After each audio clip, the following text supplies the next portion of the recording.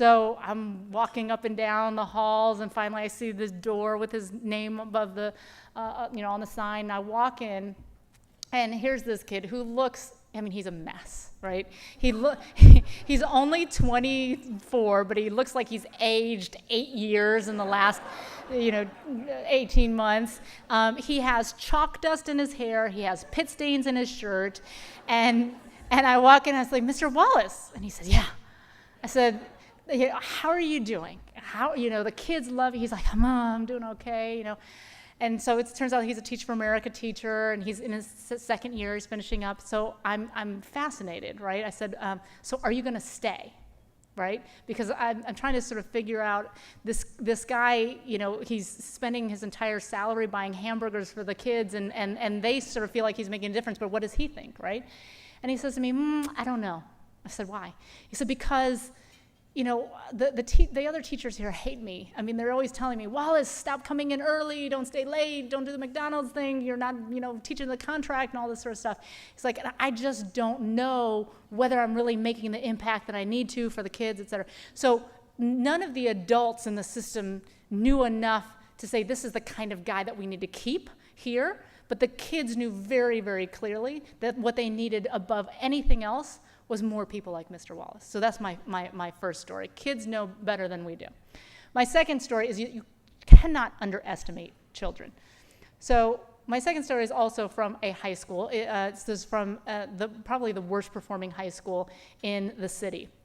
And I showed up one day to just do one of my spot checks. I walk into schools all the time, unannounced. I don't stop by the office. I don't tell anybody I'm there. I just start walking into classrooms because I feel like you get the biggest, sort of the best sense of what's going on just from unannounced visits. So I walk in as one morning, and I'm walking into classroom after classroom, and they're all empty. There's like 3 kids in one classroom, 7 kids in another classroom, 5.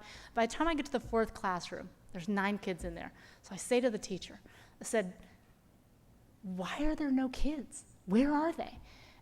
Can you tell me what's going on? She said, yes, it's Friday.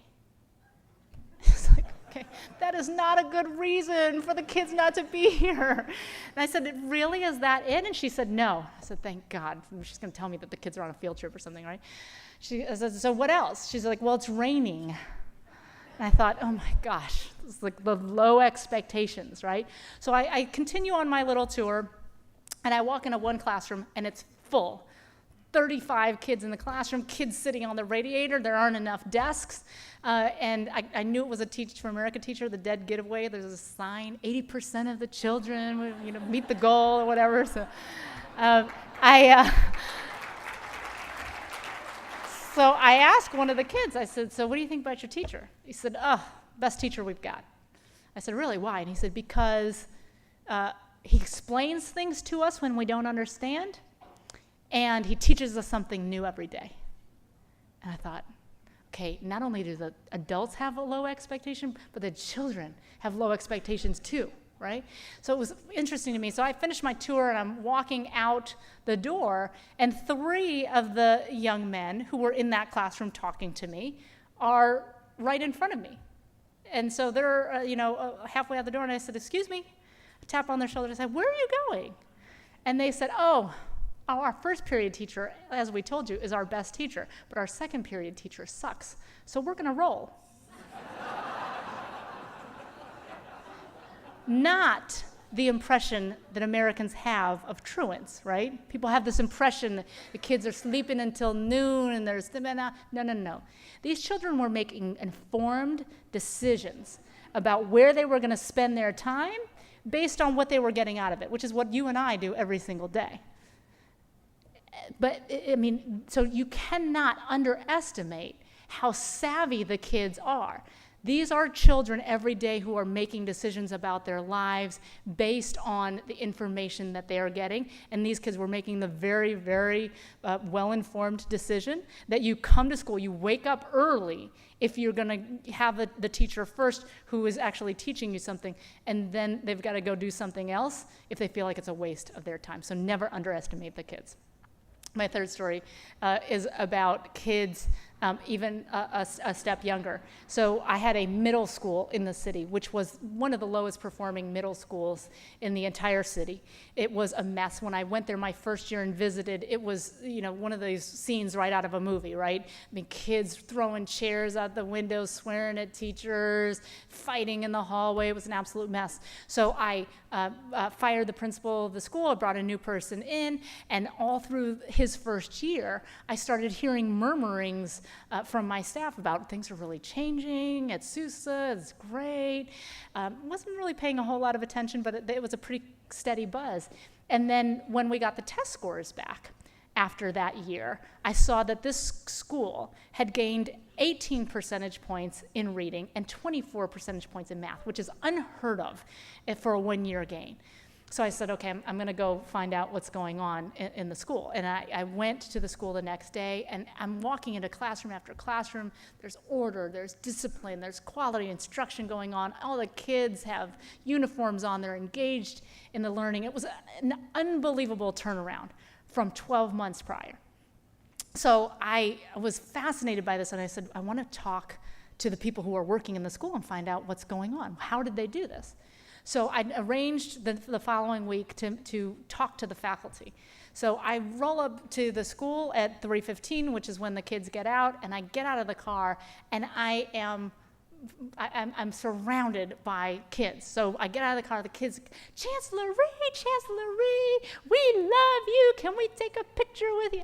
And let me just tell you, for reference, most of the time when I'm out in schools, the kids look at me and they are like, who's the crazy Chinese lady running around? Well, what is she all about? But these kids knew my name. They were excited. They want to hug me. I was talking to one of the children, and I, said, so what grade are you in? He said, I'm in sixth grade. I said, where did you go to elementary school? He said, place down the street. I said, so do you believe that school prepared you for the rigors of Sousa? And he said, well, it was really different. And I said, different how so? And he said, well, the teachers here teach. I said, okay, well, that's not so inspiring. Tell me something else. What does that mean? And he said, well, the teachers at Sousa really teach us to think outside of the box. An 11-year-old saying this. It's like, interesting. So I leave the kids, I go into the faculty meeting. And I am pretty good at reading teachers. So I hold these meetings with teachers all the time, and I can tell within 3 minutes, are they happy group? Are they bitter? Are they whatever? I walk in, and I can immediately tell that this group is angst-ridden. They are nervous. And so I was saying, are you kidding me? This school is great. I am going to ease their anxiety. So I start off and I say, I just want you to know you are doing great things. You saw these huge gains. I'm in the classrooms. It's amazing. And I just want you to know that after you see 20 percentage point gains, you're not going to see those another year in a row. From now on, if you just see 4 or 5 percentage points a year, then I'm going to be satisfied. So relax. Don't worry. And the teachers looked at me, and one of them finally said, I'm sorry, you don't understand what's going on here at this school. The horse is out of the barn with the children at Sousa. They are now obsessed with academics and academic progress. They have set a goal that they want to see another 20 percentage point gain, and they're tracking their data every day, and they're comparing who's advanced and who's not advanced. And they said, you cannot hand out a worksheet to these children anymore. They will reject it. Unless you come in every day with an engaging lesson, they revolt on you. So you need to help us. We need more lesson plans. We need more unit plans. And I was like, this is fascinating. They're not afraid of me, right? I'm supposed to be the dragon lady. They couldn't care less about me. They were terrified about living up to the expectations of the children. And you heard it earlier with Leslie, right? Once they get a taste of success and high expectations, they want more of it. And so actually kids are the ones who can drive the reforms if we as the adults are doing what we need to in running the system. So if, the common thread through all three of those stories from children is that the most important factor in fixing our schools in this nation is teacher quality. Or do we have quality educators in front of every single child in every single classroom?